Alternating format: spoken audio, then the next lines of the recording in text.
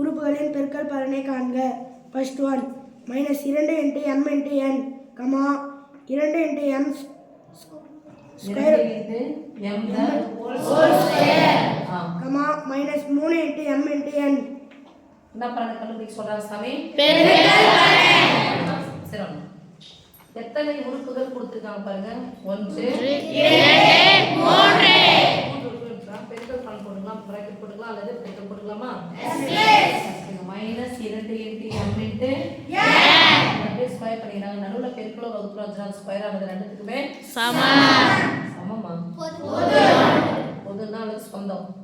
2 square 4 இது m square இங்க மூன்று உறுப்புகள் இருக்கு. பெருக்கல் நம்ம பெருக்கல் போடலாம். என்ன பெருக்கல் பதிலா போட்டுக்கலாம்? பிராக்கெட். ஃபர்ஸ்ட் யார பெருக்கல்னு சொல்லுங்க. குறிகளை.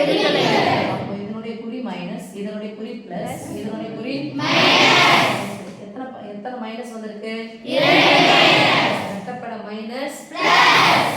அதுக்கு அப்புறம் யார பெருக்கணும்? கெழுக்களை பெருக்கணும். கெழுக்கெல்லாம் ஒண்ணுல முன்னாடி இருக்கிற நம்பர் 2 4 8 8 3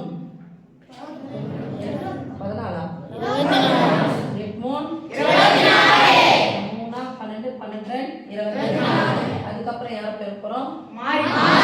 மொத்த மாறிகளை பெருக்க போறோம். நம்ம ஒண்ணுமே இல்லாத நடுவுல சமயத்தோம் 1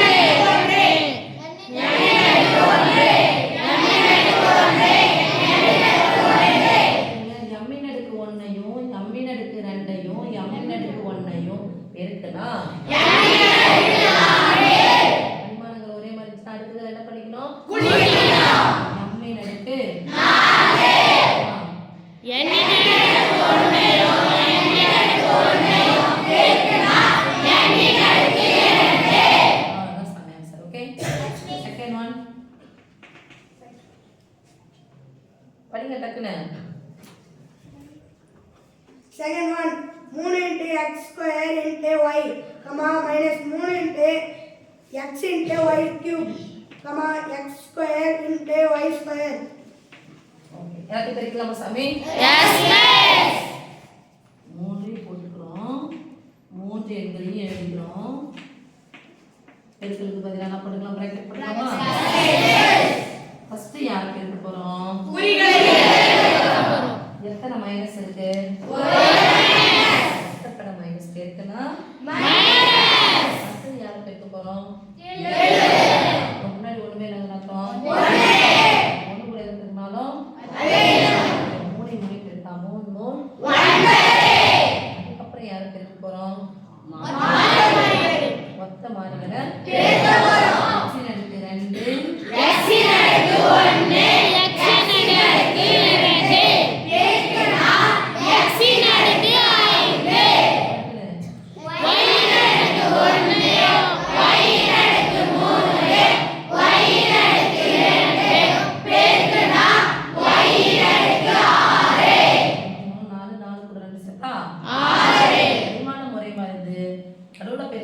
அடுக்குகள் என்ன பண்ணிக்கணும்?